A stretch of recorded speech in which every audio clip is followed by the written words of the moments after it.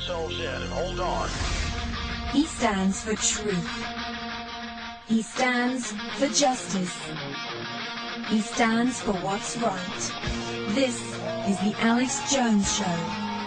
Call Alex now, toll free, at 877-590-5525. Now live from Austin, Texas, here's Alex Jones. That's right, it's syndicated across the nation from Los Angeles, California to Miami, Florida, from Chicago, Illinois to Austin, Texas. I am Alex Jones. Final hour, your calls, and a lot more straight ahead as we chronicle the out-of-control tyranny of the offshore global crime syndicate known as the New World Order. All right, Dr. Paul Craig Roberts, again, head of policy in the Treasury Department for Ronald Reagan, former Wall Street Journal editor, syndicated columnist, author of the new book. It's now out in the second edition, The Tyranny of Good Intentions. I interjected some of that last segment. So in this final segment, the 10 minutes we have with you, can you recap all those incredible points? And then you were getting to the punchline with Bolton, the Bush's ambassador to the UN, bragging. And I noticed Dr. Jerome Corsi, who I've interviewed, suddenly didn't want to attack Iran a few years ago. He said, oh, no, we're going to overthrow it with these great young people. And so, yeah, they're pretty public about this. Yeah. Listen, let me just give some more information, then I'll try to... Sure, go ahead. All right. The London Telegraph reported on May 16th, 2007, that they had an editorial meeting with John Bolton, you know, the neocon warmonger in the Bush administration. And the Telegraph says that Bolton told them that a U.S. military attack on Iran would be a last option after attempts to foment a popular revolution had failed. So it's quite clear that this is the American hand. I think it's also clear that some of these young people are very sincere. They're secularized, they're westernized, they're trying to free themselves from the Islamic moral codes so they can be like teenagers and young people in the United States. And so, but they're being, they're serving the CIA's purpose. They're going to end up with a puppet regime like they had before when we installed the Shah. Now, I also have an email from one of these, hacker, spammer, knowledgeable type people, and he said that he was struck by the sudden appearance of 30,000 Iran-related tweets, in this Twitter thing they have now, that just suddenly jumped up, and he looked into it, and this is what he found, that each of these news sites had created their Twitter accounts on Saturday, June the 13th. Each had an extremely high number of tweets since creating their profiles. Iran election was their most popular keyword. They were posting in English. Half of them had the exact same profile photo, and they each had thousands of followers and only a few friends, and their friends were each other. So he looks into this. He narrows the spammers down to 3 of the most persistent and does further research.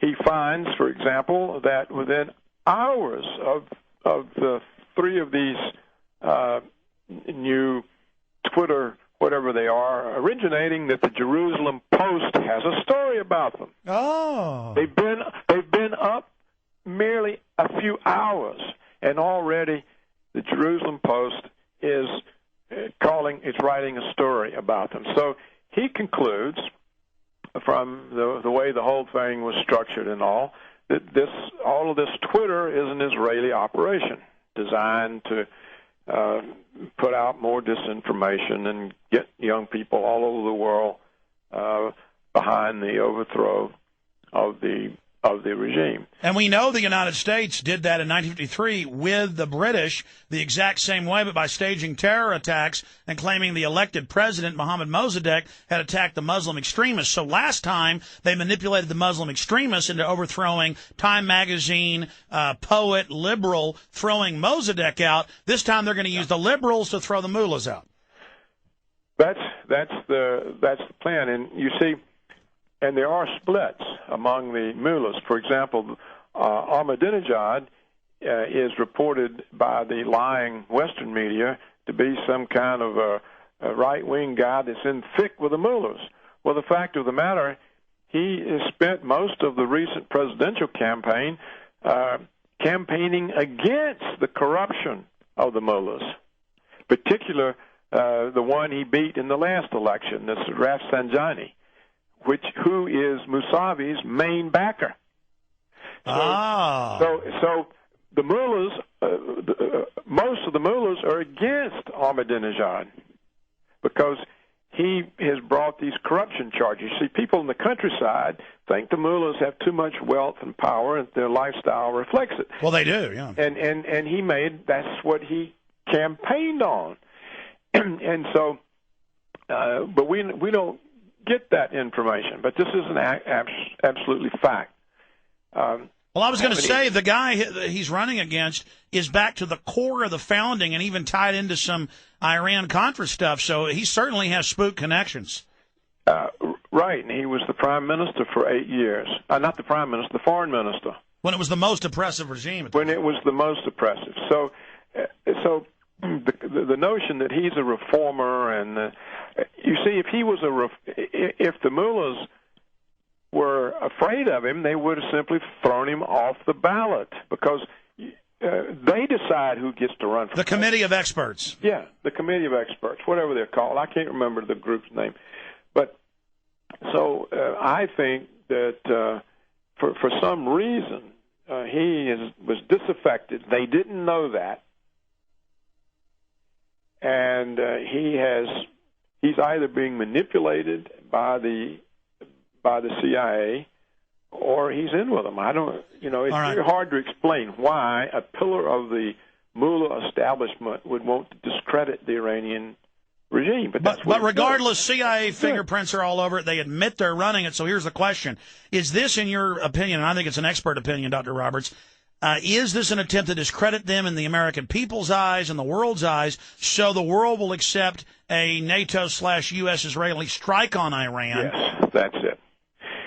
Or it's to overthrow them. I mean, so either way they win, and so all these dumb kids don't know they're about to bring in shock and awe in all their cities level. They're not going to be idiots. Yeah, those young, secularized, westernized protesters are idiots. They're dupes of the CIA, and they're either going to end up with an American puppet government, or they're going to have thousands of people killed and their beautiful country destroyed, and an American military strike. One or the other is going to happen.